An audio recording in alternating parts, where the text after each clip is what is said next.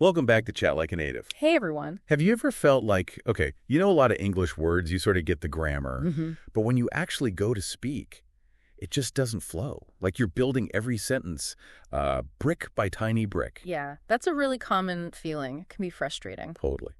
Well, today we're diving into a simple tweak, really, in how you approach speaking English that could honestly make a huge difference. Yeah, it's about boosting that fluency and confidence. Stick with us because we think we can unlock a way for you to speak much faster, sound more natural, almost like you've suddenly leveled up. Definitely. And look, it's understandable. You've put in the work, learning vocab, grammar rules. That's all crucial stuff. Absolutely necessary. And you probably started, like most people do, by thinking word by word in your native language and then translating. Which is a totally natural first step. Completely. But the thing is, as you get better, sticking to that habit for every little phrase, well, it can actually slow you down. Yeah, it becomes a bit of a roadblock to that smoother, more native-like sound we're all aiming for. Exactly. Think about those really quick, everyday chats. You just don't have time to mentally translate every single hello or thank you or just a sec. No way. It's more like grabbing ready-made phrases, little chunks that native speakers use constantly without even, thinking twice. That's the core idea, this thinking in chunks, using these pre-built blocks instead of starting from scratch every time. We're going to dig into that today. Okay, so what happens when you are stuck in that microtranslation mode for short phrases? Well, one big thing is spontaneity just goes out the window, right? Get those little pauses. You can almost hear the gears turning while you search for the next word. Right, and it makes the conversation feel a bit, Cool. well, stilted, a little unnatural. Definitely. Like your brain's running this background translation app, and it's just eating up processing power. Yeah. And sometimes, even if every word is technically correct, the resulting phrase might sound a little off, maybe slightly robotic. Exactly. It doesn't have that natural rhythm or feel. And maybe the biggest cost is just the mental energy, all that effort translating word by word.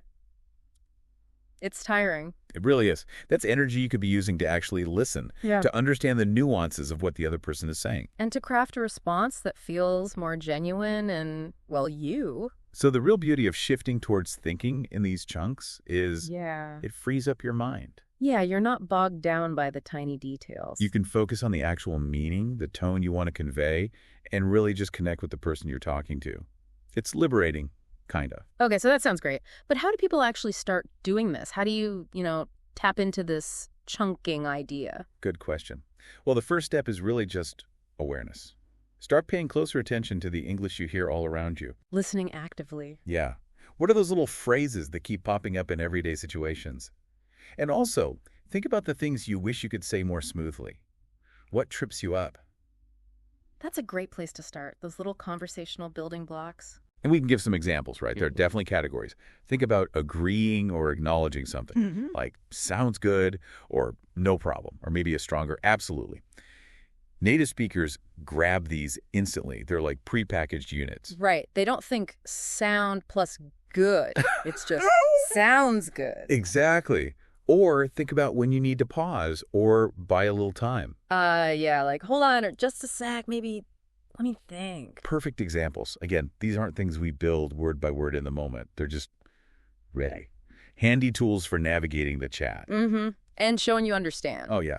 Things like, I see what you mean, or simply got it, or makes sense. Little signals that you're following along. Keeps the conversation moving. And then, of course, ending a chat casually. Can't forget those. Catch you later. Talk soon. Take care.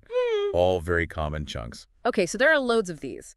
But the key, and this is important, isn't to try and memorize like a giant list overnight. Oh, God, no. That would be overwhelming. Totally.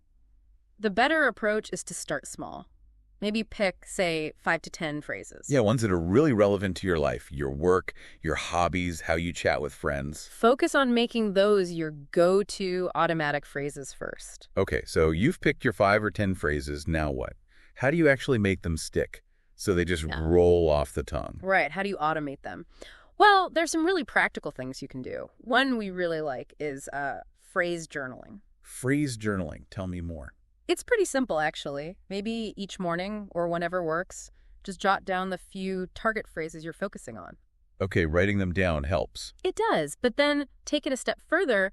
Try to whip up a really short, simple mini dialogue using maybe 3 of those phrases. So you put them in context immediately. Exactly. It helps you see how they actually function in a back and forth, makes it less abstract. That makes sense. What else? Another really powerful one is shadowing and also role play. Shadowing. That's where you listen and repeat, right? Yeah, exactly.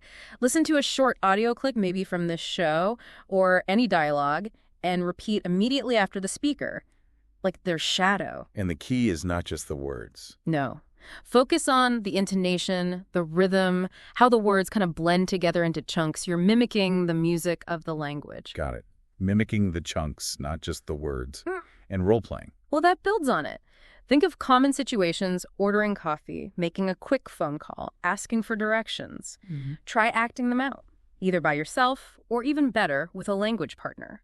And consciously try to use your target phrases. Practicing in a simulated real situation. Yeah, it gets you comfortable using them interactively. Okay, and if you do have a language buddy, there's another cool drill you can do, right? Oh yeah, we sometimes call them conversational context drills. It sounds fancy, but it's simple.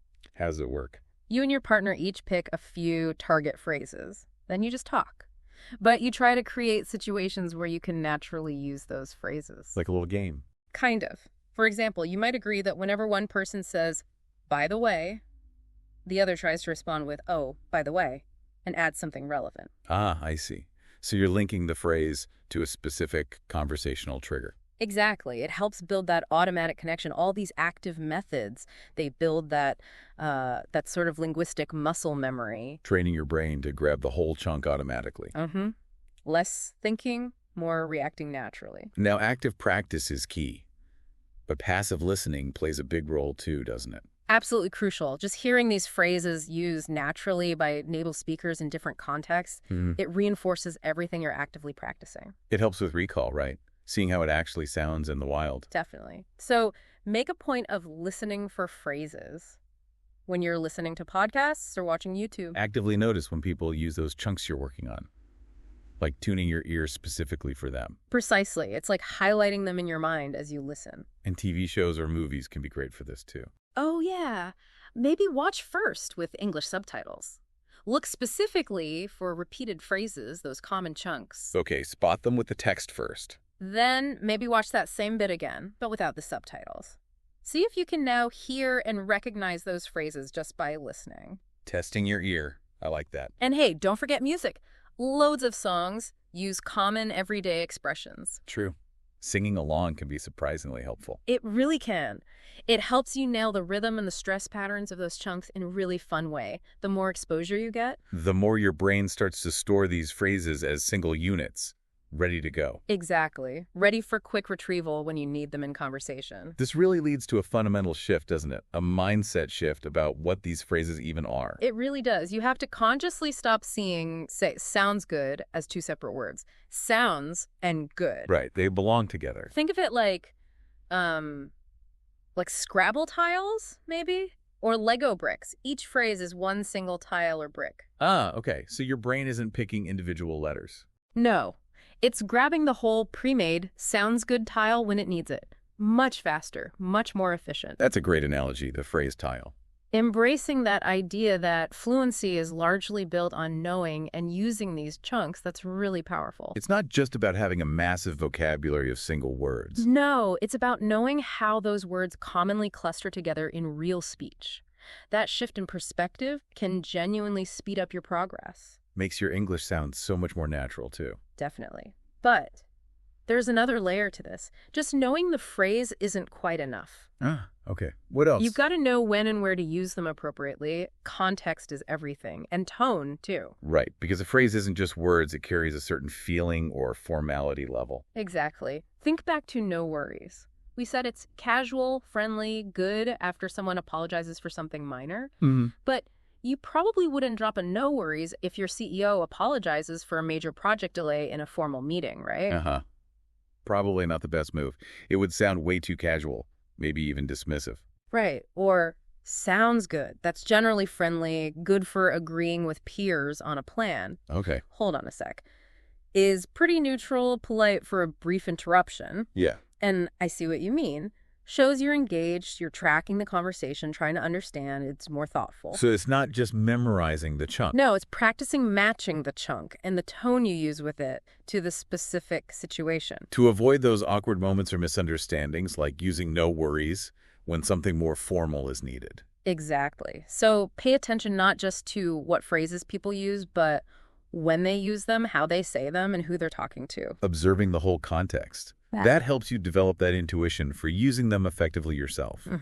Understanding the unspoken rules. Okay, so let's sort of wrap this up. The main idea, the big takeaway today. It's about making that conscious shift, right? Yeah. Moving away from trying to translate every little common phrase word by word. Yeah, and instead starting to think in and use these ready-made chunks or tiles of language. Doing that can seriously boost your fluency, make you sound more natural, feel more confident. And the key steps again were?